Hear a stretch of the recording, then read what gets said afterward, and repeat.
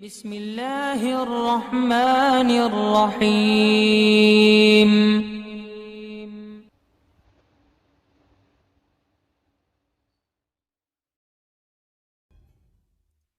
فاطمہ وہ امام حسن کا ذکر پورا ہوا، اب چند دوسری باتیں تعزیے کے حوالے سے۔ میرے پاس ایک صاحب آئے، کہنے لگے مولانا حضور شیخ الاسلام علامہ مدنی میاں صاحب نے تعزیہ جائز کہا ہے، فلانے نے جائز کہا ہے، فلاں جائز کہتے ہیں۔ تعزیہ کا مطلب آپ جانتے ہیں، اس کا مطلب ہوتا ہے تعزیت، پرسہ دینا، غم میں شامل ہونا۔ اعلیٰ حضرت رضی اللہ تعالیٰ عنہ فرماتے ہیں کہ تجدید غم حرام ہے، یعنی ہر سال غم کو تازہ کرنا حرام۔ اگر امام حسین کی یاد میں آنکھ سے آنسو نکلے اور دل میں درد ہو تو یہ جائز ہے، محبت ہے، ثواب ہے، لیکن سینہ پیٹنا، کپڑے نوچنا، بال نوچنا، تلوار سے، چھری سے، چاقو سے اپنے آپ کو زخمی کرنا، یہ سب ناجائز و حرام اور جہالت کے کام ہے۔ اسلام میں کسی بھی میت کا غم، کسی بھی دنیا سے جانے والے کا غم 3 دن سے زیادہ منانا جائز نہیں ہے۔ البتہ عورت اپنے شوہر کا غم 4 مہینہ 10 دن منا سکتی ہے۔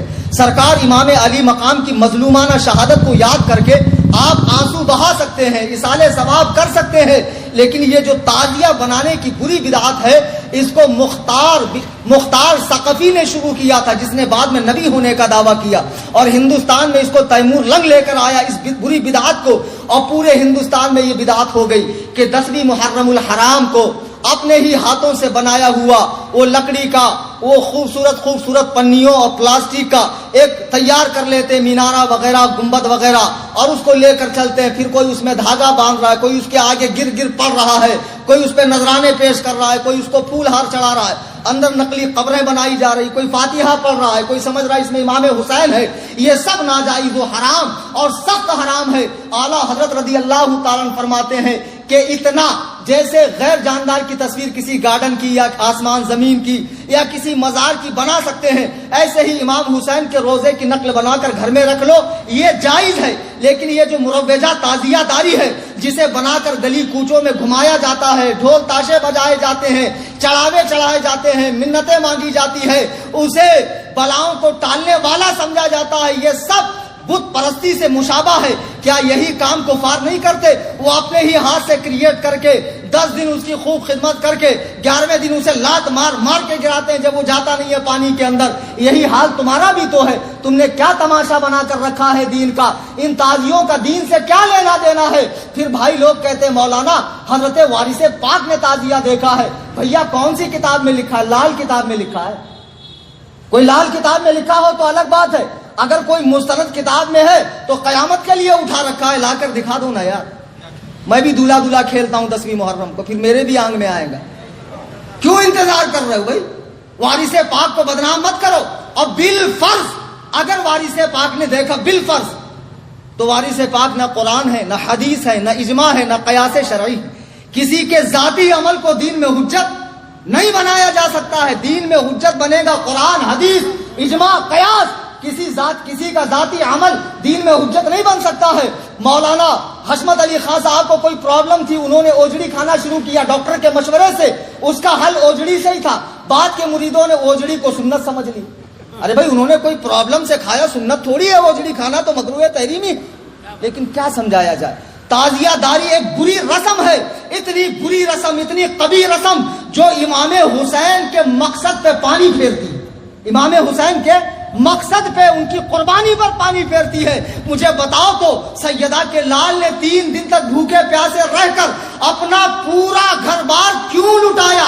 اس لیے لٹایا کہ رسول اللہ کا دین ہرا بھرا رہے، قیامت تک رہے، لوگ فاسق و فاجر کی اطاعت سے بچے، لوگ دین میں بدعات و خرافات ایجاد کرنے سے بچے۔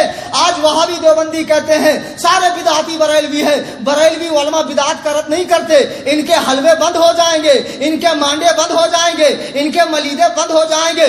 تم نے میری تقریر سنی ہے اور میں کتنا پکا بریلوی ہوں تمہیں معلوم ہے۔ میں اعلیٰ حضرت کی فکر کو عام کرتا ہوں، میں اعلیٰ حضرت کی تعلیمات کو عام کرتا ہوں۔ دیوبندیوں اعلیٰ حضرت کی کتابیں پڑھو، اعلیٰ حضرت نے جتنا بدعاتوں کا رد کیا ہے اتنا تمہارے مولویوں نے بھی نہیں کیا ہوگا۔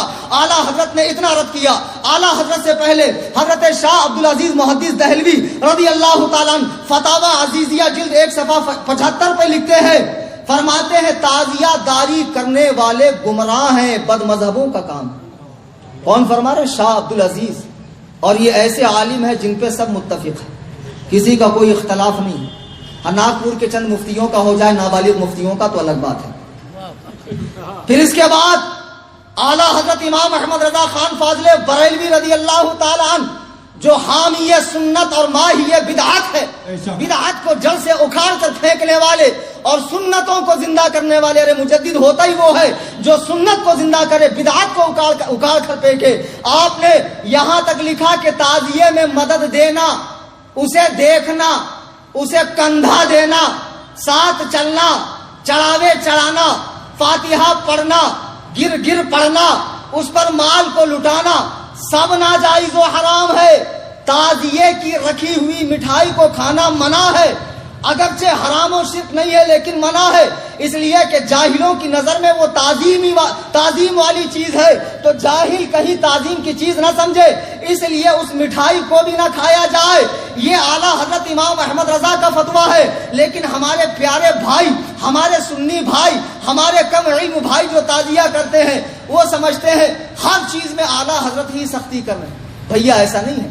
تعزیے پہ فتویٰ صرف اعلیٰ حضرت کا نہیں ہے. ناگپور شہر کے بہت بڑے عالم حضور فقیہ اعظم ہند مفتی عبد الرشید فتح پوری رحمۃ اللہ, کون؟ ناگپور شہر کے ہی ہے نا. ان کا فتویٰ بھی ہے کہ تعزیے کا سامان مسجد میں رکھنا حرام, مسجد میں بھی رکھنا حرام. اتنی بری چیز ہے تعزیہ. ان کا ہی نہیں, مراد آباد, ہبلی, کرناٹک, بہار, یہاں تک کہ جملہ علماء اشرفیہ, علماء پاکستان, بمبئی, علماء منظر اسلام, یہ سارے فتاوے ہمارے پاس موجود ہیں. اب کوئی کہہ رہے ہیں کہ بھیا فلاں حضرت نے جائز فرمایا ہے, مدنی میاں صاحب نے, ان کے بھائی نے. آپ کو پتا ہے مدنی میاں کے پیر و مرشد کون ہے؟ حضور سرکار کلاں سید مختار اشرف صاحب رحمۃ اللہ علیہ, بڑی عظیم شخصیت. ان کا فتویٰ معلوم ہے آپ کو کیا ہے؟ حضرت سید مختار اشرف صاحب کی چھوچوی رحمۃ اللہ علیہ فرماتے ہیں کہ امور تعزیہ میں, تعزیہ کے کاموں میں مدد دینا حرام, تعزیہ کو مسجد کے اندر لانا, اس کی تعظیم کرنا حرام, حتیٰ کہ بنیت تعظیم دیکھنا حرام. اسے کوئی علاقہ نہیں ہے. سیدنا امام حسین رضی اللہ تعالیٰ عنہ سے یہ حضرت سید مختار احمد کی چھوچوی رحمت اللہ علیہ فرما رہے, ہماری مت مانو, بڑوں کی مانو. اللہ کے بندو, تم امام حسین کی روح پاک کو کیوں تکلیف دے رہے ہو؟ مجھے بتاؤ, کیا سیدہ کے لال نے اسی لیے قربانی دی تھی؟ تم دارو پی کے, چرس پی کے, گانجا پی کے, سال بھر ٹانگ اوپر کر کے سوتے رہو, نمازوں میں نہ آؤ, مسجدوں میں نہ آؤ, حقوق العباد نہ ادا کرو, ماں باپ سے صلہ رحمی نہ کرو, پڑوسیوں کا حق ادا نہ کرو, جوا کھیلتے رہو, اور جب محرم کی 10 تاریخ آئے تب غم حسین مناؤ, تعزیہ نکالو, دین کا تماشا بناؤ, سڑکوں کو جام کرو اور لوگوں کو کہنے کا موقع دو کہ ہمیں کیا نام رکھتے ہیں, ان کے یہاں بھی تو یہ سب ہوتا ہے, سڑکوں کو جام کیا جا رہا ہے.